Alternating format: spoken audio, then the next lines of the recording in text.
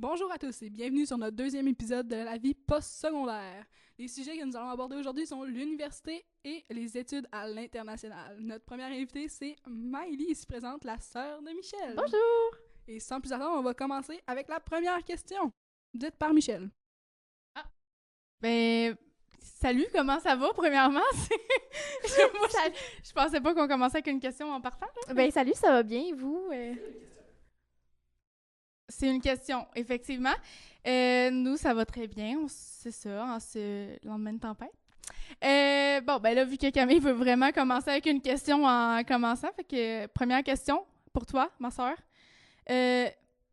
Pourquoi aller à l'université? Ah, Seigneur. OK, on commence ça comme ça, là. OK, parfait. Ben là, premièrement, moi, je savais depuis le début, mettons que je voulais absolument aller au cégep. Puis ça, c'était pas mal clair dans ma tête. Je voulais aller en sciences de la nature. Après ça, c'était pas mal un gros néant, là. Je vous dirais que c'était le vide, le grand vide. Puis là, je me suis mis à faire des recherches pour savoir dans quel programme je voulais aller, qu'est-ce qui m'intéressait, qu'est-ce qui m'intéressait encore moins. Puis, ben, OK, mais qu'est-ce qui t'intéressait, là, puis qu'est-ce qui t'intéressait moins, mettons, là? ben là, c'est sûr que moi, je suis une fille qui aimait beaucoup la chimie, un petit peu moins la biologie, mais encore vraiment moins les maths. Fait que déjà, les maths, c'était comme régné, là. C'était bye-bye. Après ça, la physique, j'étais bonne, mais par défaut, là. C'était pas une matière que j'aimais tant que ça. Fait qu'il me restait pas mal chimie puis bio. Fait que là, ça a éliminé des portes. Puis j'ai visité plusieurs universités, justement, dans lesquelles t'es venue et t'as participé. Ah, genre McGill. Ouais, genre McGill. Contexte, elle voulait aller à McGill. Par exemple, ça l'a pas fait. Je pense que c'est la Cotter que... Ouais, j'étais à 0.2 en dessous de ce qu'il fallait. Fait qu'on... Ouais, donc à cause de la Cotter, ben, malheureusement, elle a pas pu aller là, à Montréal pour ses études. Ouais, bon, OK, parenthèse finie. Tout ça pour dire que... bon, je voulais justement aller soit dans des affaires de chimie ou de biologie.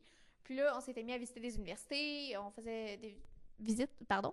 Puis, après ça, j'avais plusieurs programmes qui m'étaient comme restés en tête, dont sciences forensiques à Trois-Rivières.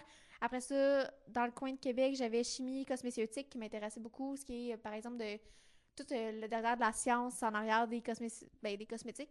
Ouais. Puis ensuite, j'avais un petit peu de microbiologie que ça pouvait quand même m'intéresser. Puis sinon, je sais quoi j'avais d'autre? Ben, chimie à McGill, mais comme vous avez cru comprendre, je ne suis pas rentrée. Donc, après ça, vient le temps des admissions, je postule et il me reste Québec, mes deux programmes, j'ai été acceptée. Puis, Trois-Rivières, j'ai rentré en biologie médicale, mais pas en sciences forensiques.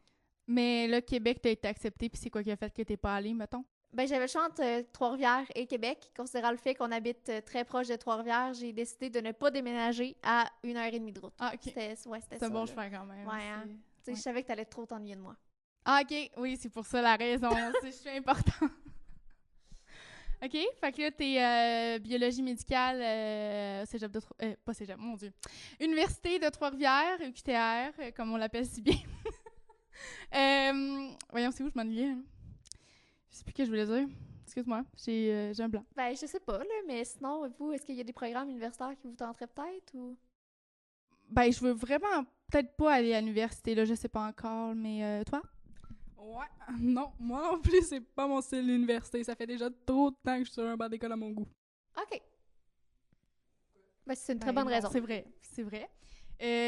Bon, fait que, mettons, je vais te poser une autre question, juste comme ça. Ton programme, là, c'est, Oui. ça a l'air quand même très, je sais pas comment le dire, là, pas pour les gens intelligents, là, mais genre sophistiqué, là, je sais pas comment le dire. C'est-tu contingenté ou c'est genre... Non, ben, biologie médicale à Trois-Rivières, c'est pas contingenté. Ils demandent, je pense, une coteur de 24. Puis sinon, ben, c'est sûr que plusieurs personnes vont prendre biologie médicale à Trois-Rivières pour faire un tremplin pour aller vers un programme contingenté. Donc, mettons, j'ai beaucoup de mes amis qui font biomède pour après ça aller en médecine ou pour aller en chiro ou pour aller dans différents programmes comme ça. Mais en tant que tel, c'est un programme qui, oui, a ben, pas de la valeur, mais dans le sens où le A+, a une bonne valeur versus certains autres programmes où le A+, peut être un petit peu plus différent. Mettons que vous le transformez en cote... ouais, cote R, je cherchais le mot, merci.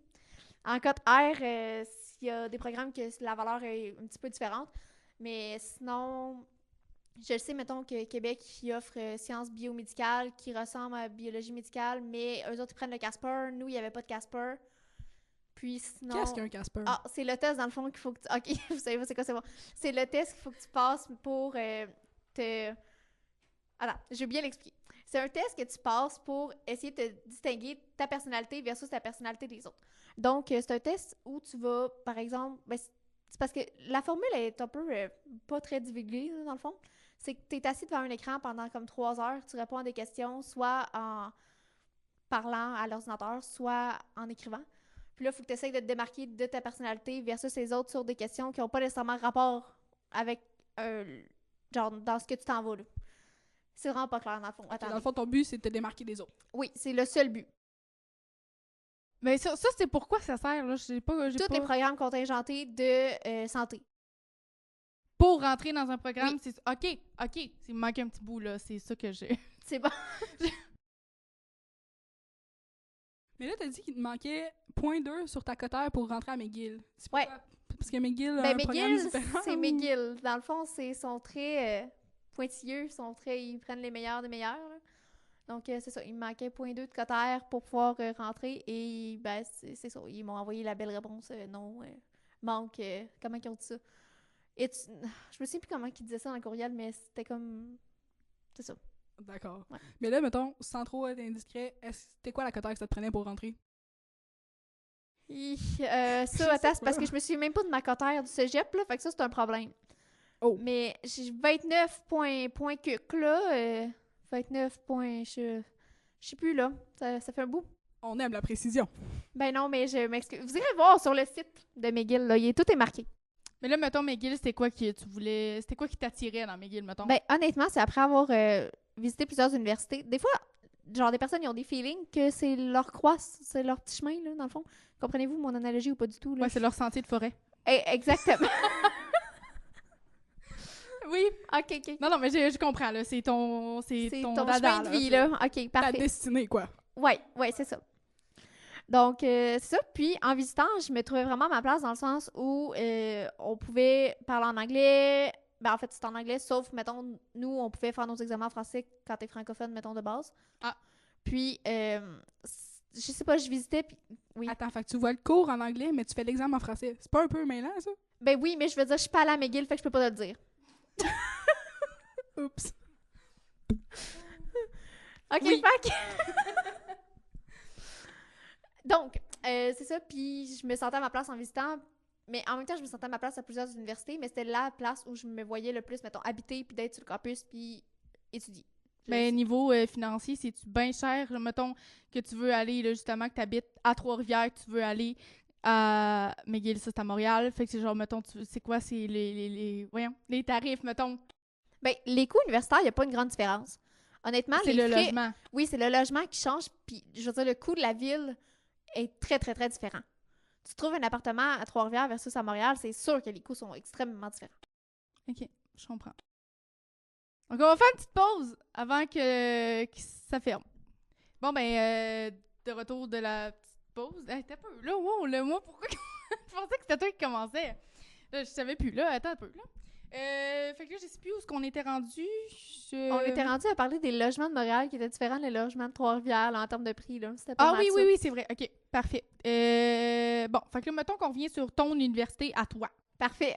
C'est pourquoi, là, t'as décidé d'aller, justement, continuer à l'université? Ben, j'ai décidé d'aller à l'université, dans le fond, parce que je trouvais que c'était la suite logique de mon programme. J'ai fait Sciences de la nature. Sciences de la nature t'ouvre pas... Ben, t'ouvre beaucoup de portes côté universitaire, mais ça t'ouvre pas grand-chose dans la vie. Ouais, parce que c'est pas comme une technique, c'est pas comme tu t'en vas sur le marché du travail. là. Exactement. C'est un prix universitaire qui te mène justement à l'université. Puis t'as comme pas tant le choix de continuer tes études après ça à l'université.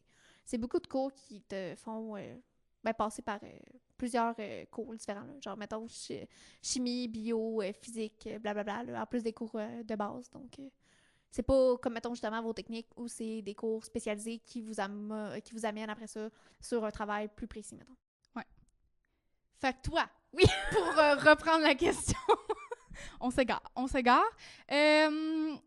Voyons, c'était quoi le... Pourquoi t'es Pourquoi t'es allé à l'université?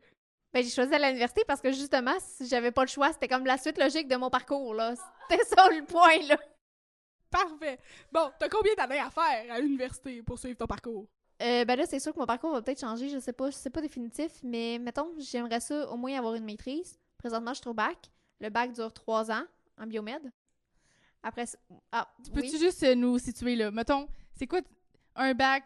Oui. Peux-tu m'expliquer c'est quoi les différences? C'est genre, le premier step, c'est bac, après maîtrise, puis après Doctorat. doctorat. Ah oui, les docteurs. OK, Ouais, oui. c'est Donc, ça. Fait que là, toi, tu veux juste faire un bac. Ben, je vais commencer par faire le bac, j'ai pas le choix de faire le bac. Mais tu prévois-tu faire genre une maîtrise ou un doctorat? Oui, ben j'aimerais ça faire une maîtrise, justement. Oh, excusez. Excusez, j'étais concentrée sur... OK. Fait que oui. Donc, On c'est donnait ça. le- Ouais, le- parfait. OK. Puis ça, normalement, mettons, un bac maîtrise, c'est combien de temps? Ben, mettons, le bac, ça dépend des programmes, mais mettons, excusez-moi. En biomètre, c'est 3 ans. Après ça, pour le bac. Après ça, maîtrise, c'est à peu près 2 ans. Mais là, c'est parce que tu fais une recherche. C'est parce qu'il y a des programmes que les maîtrises, tu fais des cours. Nous, c'est de la recherche. OK, fait que t'avances un peu à ton rythme. Ben, oui, mais c'est que c'est, mettons, 2 ans de recherche, puis il faut que tu fasses ta thèse. Fait que, mettons que t'as pas fini de faire tes recherches, que t'arrives pas à ta thèse après 2 ans, ben, quand même, comme tu continues, là, t'as comme pas tant le choix. Mais techniquement, c'est 2 ans. Puis après ça, ben, il y a le doctorat. Mais là, le doctorat, ça peut durer X nombre de temps, tant que ta recherche n'est pas finie, dans le fond, là.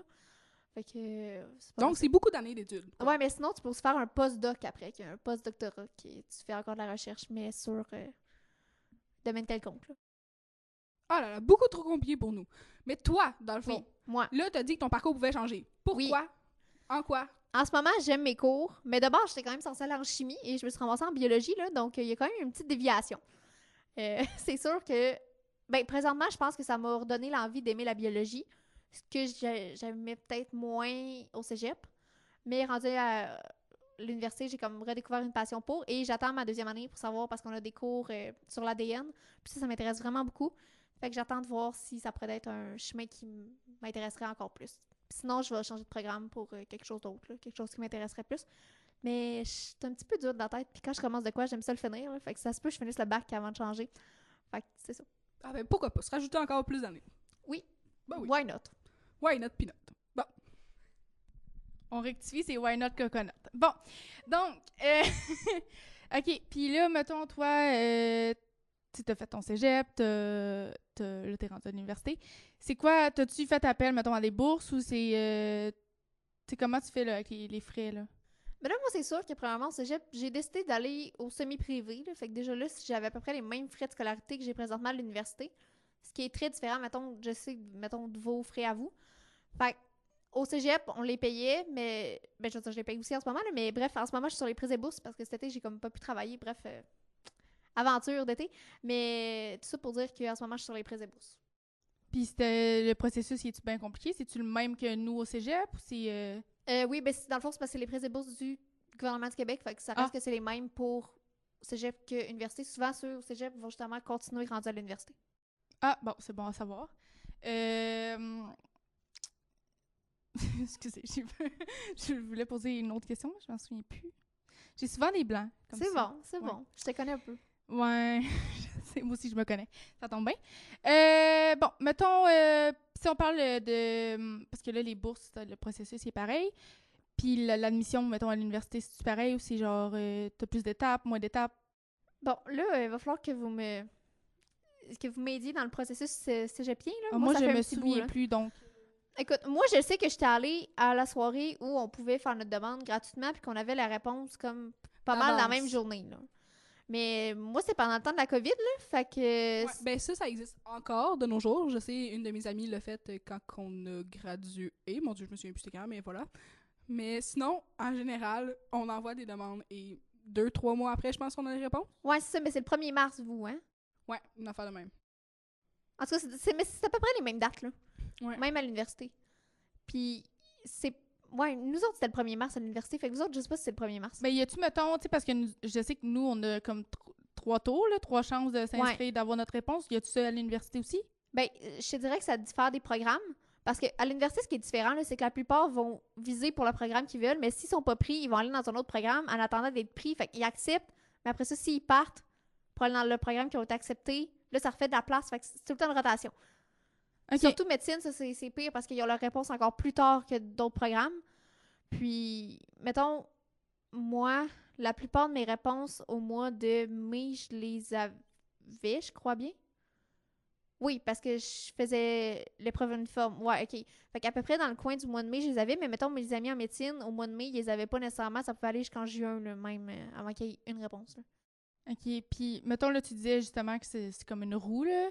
Oui. Comme, je sais plus comment le dire, mais oui, c'est comme ça. Mais tu sais, je sais qu'à un moment donné, tu me parlais que les parkings, c'était pas mal la même chose. Je sais pas si ailleurs, c'est ça, mais à Je sais Trois-Rivières. pas. Ouais, à Trois-Rivières, c'est parce que c'est un tirage au sort, là. Fait que tu peux l'avoir comme Fait que tu peux ne pas l'avoir. Mais... Techniquement, on pourrait pas le savoir pour les autres universités. Là, tu sais, c'est vraiment Trois-Rivières, c'est eux, ils font ça. Ouais, je sais vraiment pas comment ça fonctionne dans les autres universités. OK. Fait qu'on n'a pas de réponse pour ça. Ouais. Fait que je sais plus où est-ce qu'on en était, je m'excuse, mais... Mettons, le processus d'admission, est-ce que c'est t'envoies une demande puis c'est réglé ou t'as des tests à passer, t'as des épreuves ou des Ah, affaires ben de ça, même? ça dépend du programme. Parce que, Ok. mettons, tous les programmes de santé, généralement, il va falloir que tu passes le test de Casper. Tous les programmes où tu vas devoir parler avec la clientèle, mettons, comme chiro, médecine, kiné, ben, kinésiologue, en tout cas, bref. Tous ces programmes-là, il va falloir que tu passes le test Casper pour déterminer, comme je l'expliquais plus tôt, votre personnalité versus les autres. Ou sinon, il y a l'épreuve uniforme de français qu'il faut que vous passiez. Ça, faut Ok, ouais, mais ça, c'est la au mention cégep. oui, mais ça fait partie de... Souvent, les universités vont t'envoyer une réponse sous condition de... Mettons, moi, mes Ok. premières réponses, t'es accepté sous condition de passer ton épreuve uniforme et de passer... Ben, d'avoir ton diplôme, parce qu'il me restait encore des cours non finis, mettons. Sinon, d'autres tests... Ben là, peut-être qu'il y a des tests... Mettons, si tu veux devenir prof d'édu, là, peut-être que tu as un test de sport à faire quelconque, là. Mais C'est propre à chaque programme, dans le Ouais, fond. c'est ça. Parfait. Mais tous les trucs sont inscrits vraiment sur les sites web. Parfait, ben je pense qu'on va s'arrêter là pour l'instant et on va reprendre après la pause. Parfait, notre dernière question pour toi aujourd'hui, c'est comment tu fais pour gérer la charge de travail à l'Uni? Oh mon Dieu, ok, attends, c'est une bonne question. Ben, ça varie d'un cours à l'autre, là. C'est sûr qu'il y a des cours qui en demandent plus, il y a des cours qui en demandent moins. Comme mettons nos cours en ligne, généralement, c'est sûr que je vais passer un petit peu moins d'études là-dessus que mes cours en présentiel. En général, vous avez comment de cours, puis c'est quoi ça? Pourquoi il y en a en ligne? Ok, ben attends, là, question large, mais je vais y aller avec mon programme. Nous, en général, on a à peu près 5-6 cours. Par session? Ouais, par session. Des fois, tu peux en avoir plus, mettons, tu prends un complémentaire de plus, là. Mettons anglais ou quelconque autre complémentaire que ça te tente de prendre. Ok. Mais c'est à peu près 15 crédits par session. Généralement, là. Au minimum de 12, sinon t'es considéré temps partiel, là, mais au moins 15. Ok. Puis, on a des cours en ligne qui s'ajoutent. Il y en a qui font partie de ton cursus obligatoire, puis d'autres qui font partie de complémentaires que tu peux prendre à part. Fait que, Ok. mettons, à ma première session, j'avais un cours en labo qui se faisait en présentiel, mais j'avais la théorie dans un cours en ligne. Ah! Fait que c'est sur une plateforme Pourquoi de pas? l'université dans laquelle on apprenait la matière, justement. Puis on avait nos examens en ligne. OK, c'était super comme ça. Ben, écoute, merci de tes charmantes réponses. On a bien aimé te recevoir sur notre podcast. Peut-être qu'un jour, on va te recevoir une autre fois. On sait pas. Peut-être pas. Et merci à vous de Mais, m'avoir reçu. Ben oui, c'était bien plaisant. Puis là, dans le fond, on n'a pas fini parce qu'on va introduire Léa, notre coéquipière, qui va venir parler de l'étude à l'international. Et voilà, c'est tout. Bye bye! Bon, ben bonjour Léa! Comment ça va aujourd'hui? Bien, ou? Bien, bien. Toi, tu es là pour nous parler du parcours à l'international, j'ai bien compris? Oui, en fait, ben, c'est pas moi qui ai fait le parcours, c'est ma sœur, mais comme on est très proches, elle m'a conté plusieurs fois son expérience, donc je la connais très bien. Donc, tu vas pouvoir nous en parler de long en large. Exactement. Parfait. On va commencer avec la première question, faut croire. Comment gérer la... Non, oups. Comment fait-on... Comment fait-on pour obtenir un stage à l'international? En fait, pour se trouver un stage, c'est très simple et très compliqué en même temps.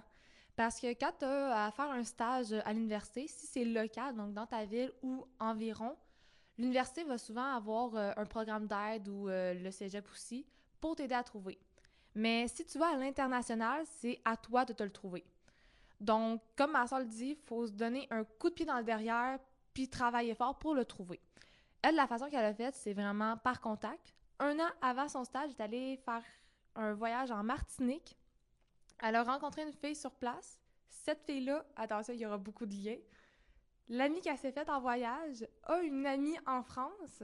cette amie-là, en France, elle a une famille, bien évidemment, mais elle fait elle-même un stage dans une école. Donc, son amie l'a mis en contact avec l'autre amie et elle a pu ainsi se trouver un stage en France.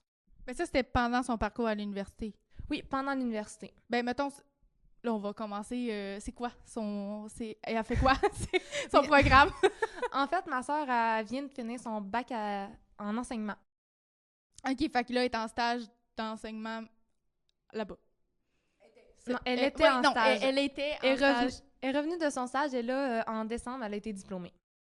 OK, c'était sa dernière comme session qui était... Ouais. OK, je vois. Ben, elle est allée juste une session? Son stage en France a duré à peu près 2 mois. OK, fait que moins d'une session. Ben, un stage, ça ne dure pas une session au complet. OK. C'est parce que tu as des cours, tu as des évaluations à faire quand même. Donc, Fait que tu reviens, genre, mettons, elle revenait au Québec faire son... exactement, Ok. mais il y a certaines évaluations qu'elle a faites à distance. Comme par exemple, vous l'avez sûrement vécu si une stagiaire était venue dans votre classe, au primaire, secondaire. L'enseignant de la stagiaire vient en classe l'évaluer pour voir si ça se passe bien. Ben, ma soeur, elle faisait juste un Zoom qu'elle mettait sur un ordi dans le fond de la classe pour qu'on la voie. OK, j'aime ça.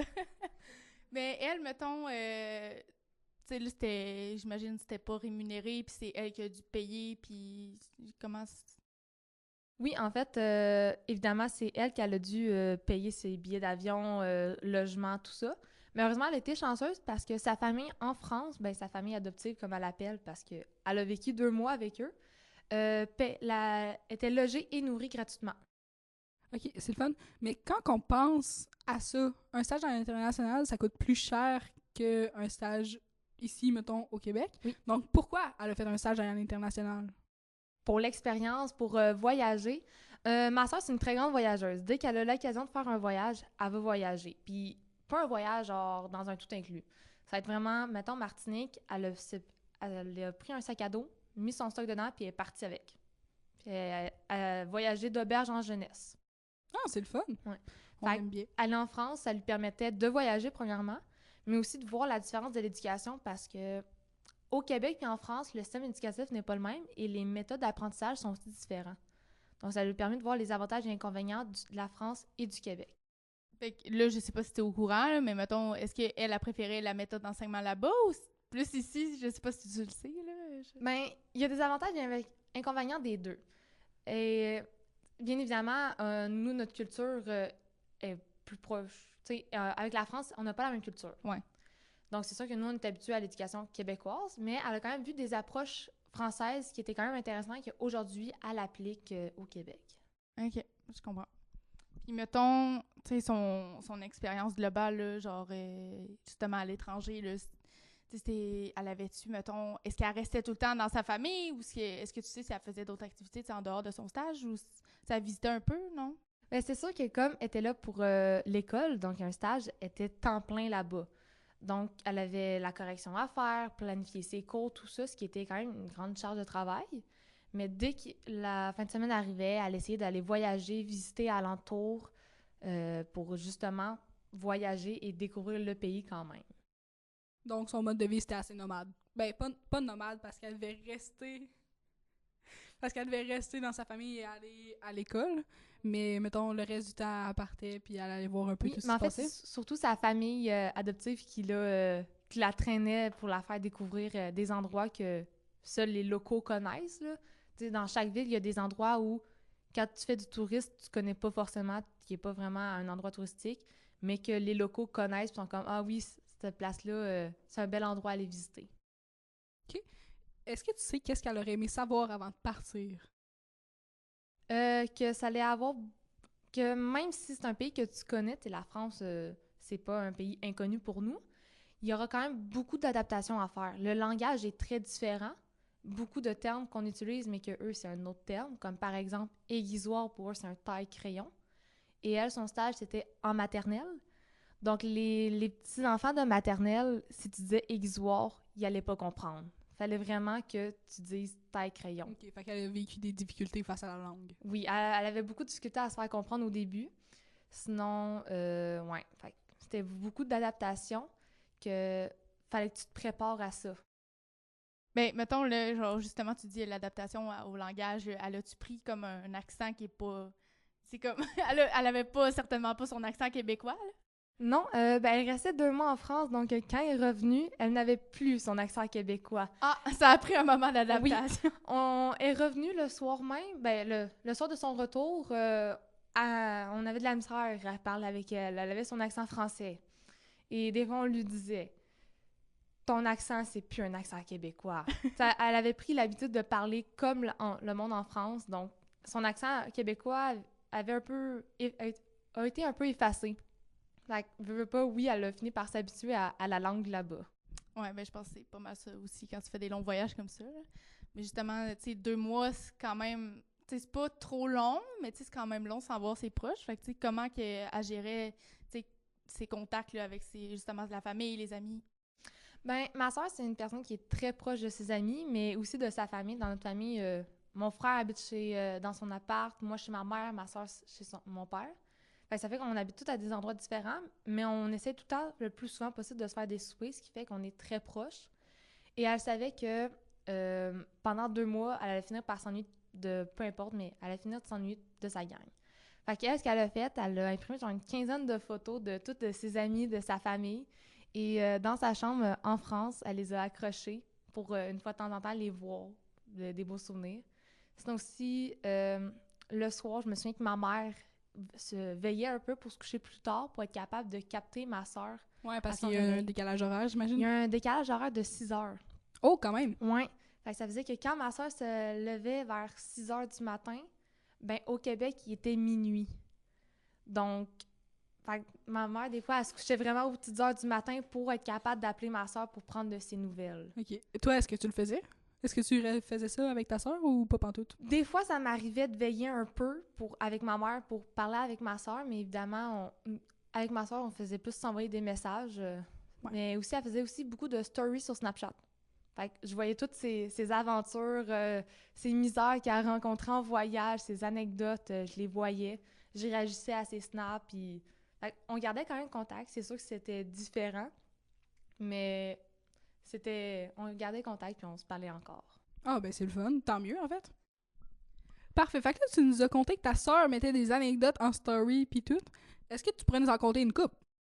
Oui, ben une particulière, c'est qu'en fait, quand on était plus jeune, on est allé dans un café artistique où on pouvait peindre sur de la céramique. Et moi, quand j'étais jeune, j'étais vraiment pas bonne pour peinturer. J'avais peinturé une petite poupée princesse. Et je sais pas pourquoi, mais j'ai voulu peindre ses yeux en rouge. Oui. Oui. Mais lors de la cuisson, ses yeux ont coulé. Pas du tout effrayant, tout ça? Ça s'enligne où, ce soir-là? Ben, entre frères et sœurs, c'est parti la joke de se la cacher dans la chambre de l'autre.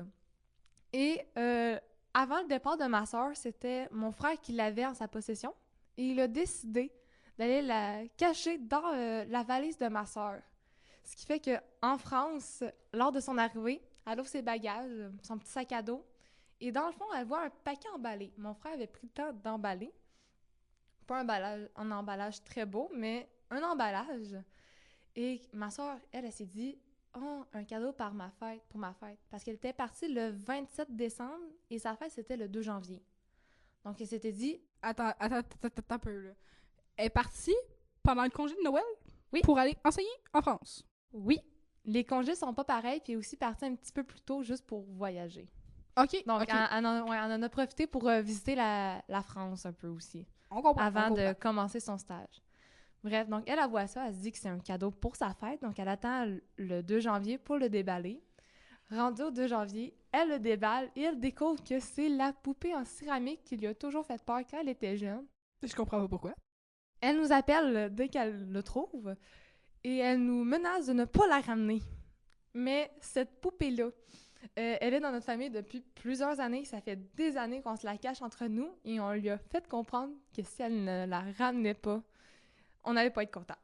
Ça allait barder pour elle. Ouais, il fallait qu'elle la ramène, il fallait que ça reste dans la famille. C'est un héritage familial, donc elle devait la ramener. On comprend. OK.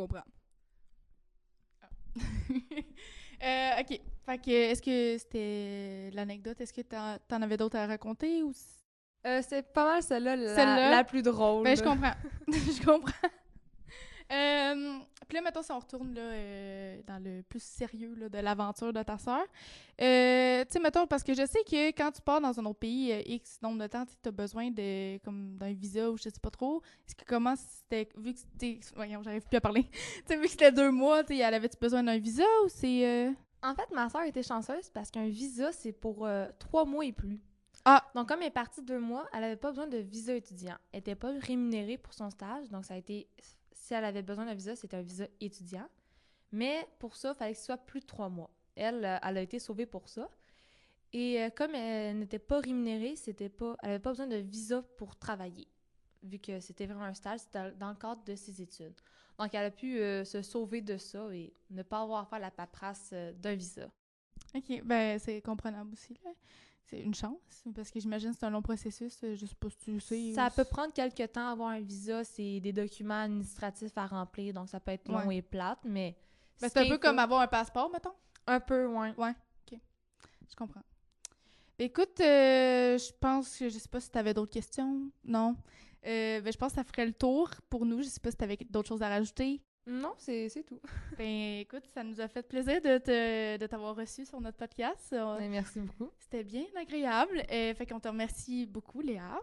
Et là, avant de quitter, on aimerait aussi remercier là, nos collaborateurs. Donc, merci à Étienne Labelle là, qui fait le montage, ben, pas le montage, mais le son.